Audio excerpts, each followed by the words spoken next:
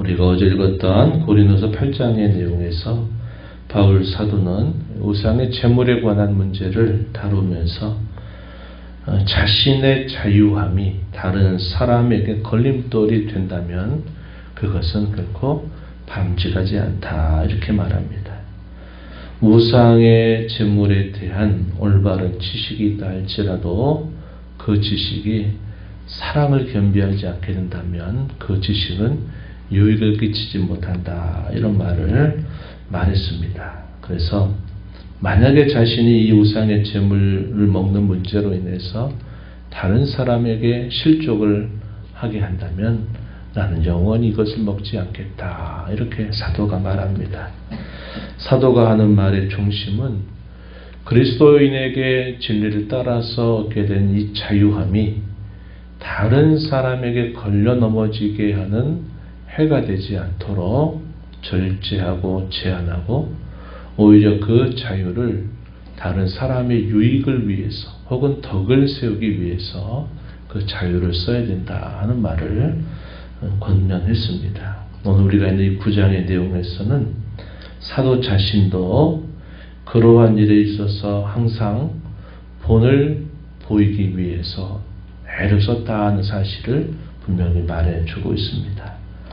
그가 사도로서 받는 또 사도로서 마땅히 가지는 많은 권리들이 있지만 그 권리들을 도리어 복음을 전하는 일을 위해서 다른 사람들에게 그것이 어떤 걸림이 되지 않게 하기 위해서 자신에게 주어진 권리를 그가 사용하지 않고 복음 전하는 일에 더 힘을 기울이고 있다 하는 말씀을 성도들에게 전하고 있습니다. 물론 또 한편 이러한 사도에 대한 자신의 여러 변호라고 할 수도 있고 권리라고 할 수 있는 것들을 이야기하는 데에는 또 하나의 원인이 있습니다. 그것은 이 고린도 교회를 향한 공격에서 교회의 거짓 교사들이 이 바울 사도의 사도직에 대해서 의문을 제기하는 일로 또 이 교회를 또 흔들어대는 사람들이 있었다 하는 것도 또 하나의 이유가 된다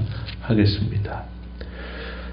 오늘 우리가 읽은 말씀 속에서 이제 그러한 부분들이 소개되고 있다는 것을 우리가 확인할 수 있겠습니다.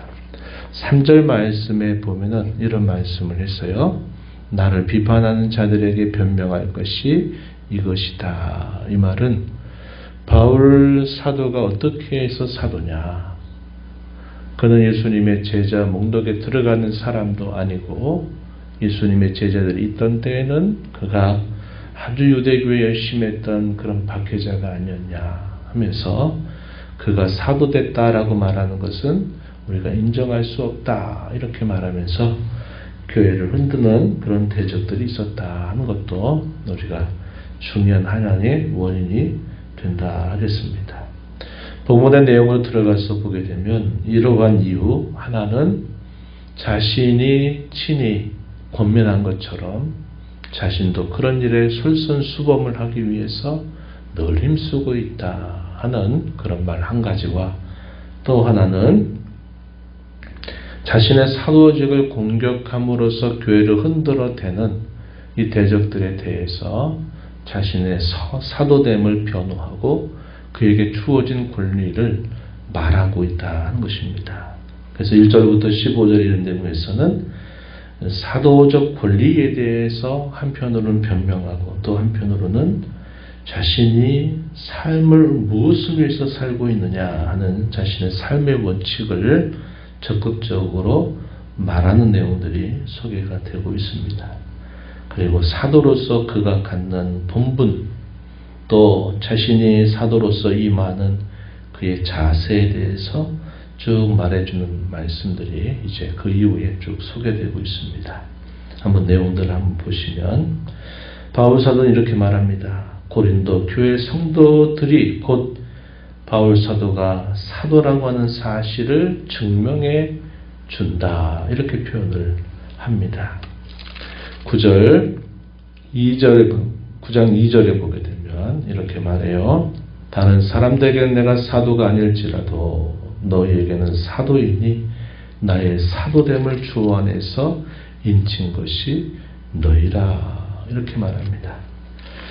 1년 반 정도의 시간 동안 많은 박해와 어려움, 반대가 있었음에도 불구하고 그곳에서 복음을 계속 전하게 되면서 이 고린도 도시의 교회가 세워졌어요.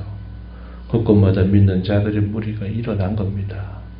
그런 박해와 시련 속에서도 자신이 복음을 전하고 그 복음을 통해서 변화된 사람들이 곧 바울 사도가 사도라고 하는 사실을 증명하고 인친 것이다. 이렇게 말합니다.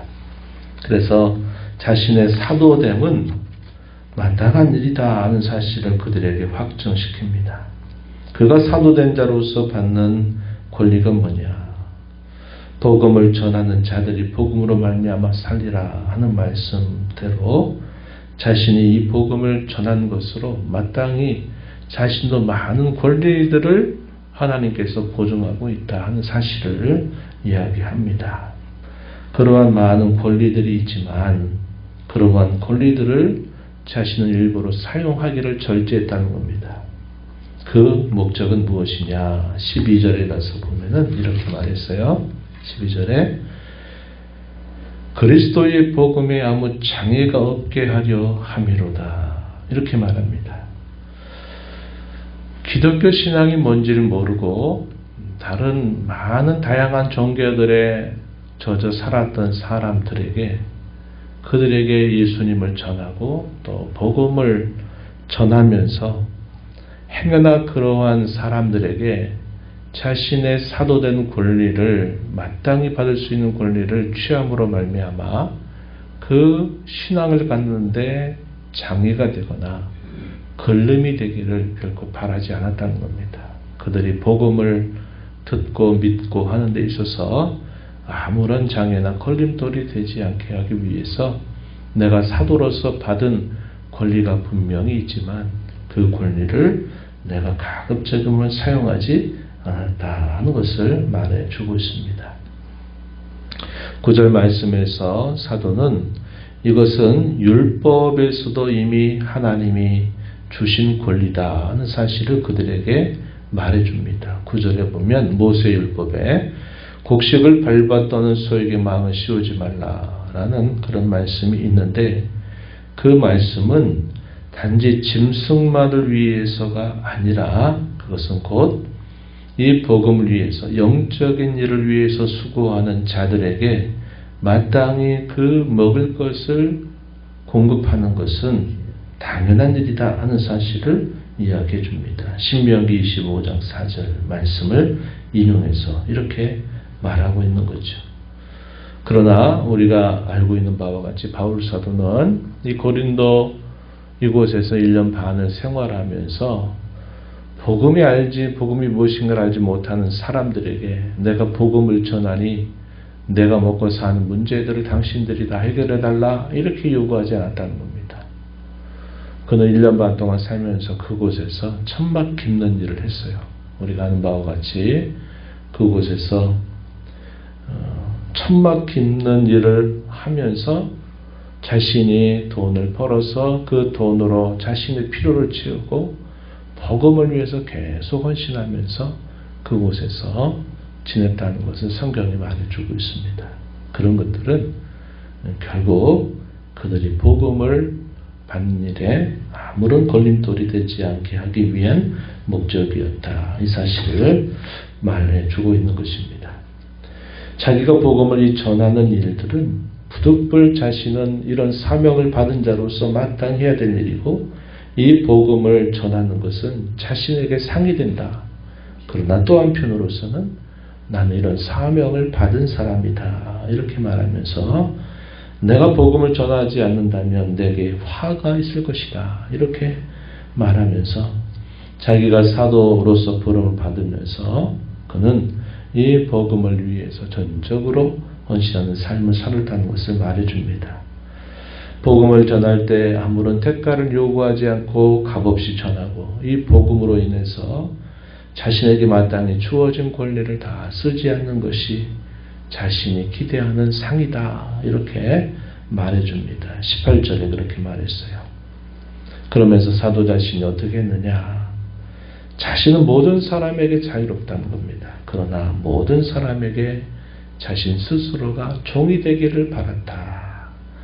자유인이지만 종이 되기를 바랐다. 사도가 앞에서 계속 권면한 중요한 원리에 해당되는 거죠. 이 내용이 19절 말씀에 기록이 됩니다. 한번 보세요.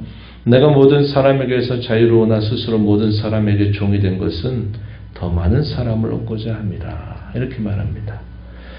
이것은 우상의 재물을 먹는 문제에 있어서도 사도가 권면했던 것이고 또 여러 가지 권면을 주는 데 있어서 자유가 결코 방종으로 가서도 안 되고 자기만을 위해서 써야 되는 것도 아니고 그 자유는 항상 덕을 세우는 일을 위해서 써야 된다 하는 것을 말했던 바와 같이 자신도 자유롭지만 종이 되기를 바랐다는 겁니다. 그 종이 된 여러 가지 모습을 소개해 주고 있어요. 20절 이하입니다. 뭐라고 말합니까? 바울 사도가 복음을 전하면서 수없이 많은 다양한 부류의 사람들을 만납니다. 유대인들도 만나죠. 디아스포라 유대인들을 만나면 유대인들에게 자신 유대인과 같이 된 것은 유대인들을 얻고자 합니다. 무슨 말일까요? 구원하고자 합니다. 그 말입니다. 율법 아래에 있는 자들에게는 율법 아래 있지 않지만 율법 아래 있는 자와 같이 된 것도 율법 아래 있는 자들을 구원하고자 합니다. 율법이 없는 자들을 만났을 때는 율법 없는 자가 아니지만 그리스도의 율법 아래 있는 자이지만 율법 없는 자같이 했다는 거예요. 그것은 율법 없는 자들을 구원하고자 하기 위함이다. 약한 자들에 대해서 약한 자와 같이 된 것도 약한 자들을 구원하기 위함이고 자신 여러 사람에게 여러 모습이 된 것은 아무쪼록 몇 사람이라도 구원하고자 하기 위함이다. 20절부터 22절 복음을 전하면서 만나는 다양한 부류의 사람들에게 자신이 자유롭지만 그들에게 맞추도록 종처럼 그가 애를 쓴 목적은 그들을 구원하기 위해서 그렇게 한 일이다. 이렇게 말해줍니다. 참 중요한 구절이 돼요. 그리고 또 한 가지 중요한 사도의 자세를 우리가 확인하는 부분은 23절입니다. 보시면 복음을 위하여 모든 것을 행하는 목적은 복음에 참여하고자 합니다. 이렇게 말합니다. 복음을 위해서 그가 모든 것들을 사용했어요. 종처럼 그들과 같이 되려고 애를 썼다는 겁니다. 수많은 시련과 박해와 어려움이 있어도 그가 이 복음을 위해서 모든 것을 견뎌내고 행했다는 겁니다. 그 목적은 자신이 그 복음에 참여하고자 합니다. 이렇게 말합니다.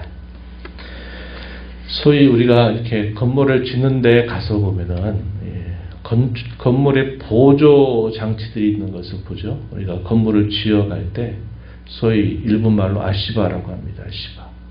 건물을 건축하기 위해서 또 건물에게 미장도 하고 또 장식을 꾸미기 위해서 또 필요한 물건들을 옮기기 위해서 이 비계라고 하는 아시바라고 하는 것들을 설치합니다. 그래서 사람들이 그 아시바 건물을 통해서 그 건물을 짓는 일에 애를 써요. 그래서 나중에 그 건물이 다 완성이 될 즈음이 되고 완성이 됐다 판단되면 어떻게 합니까?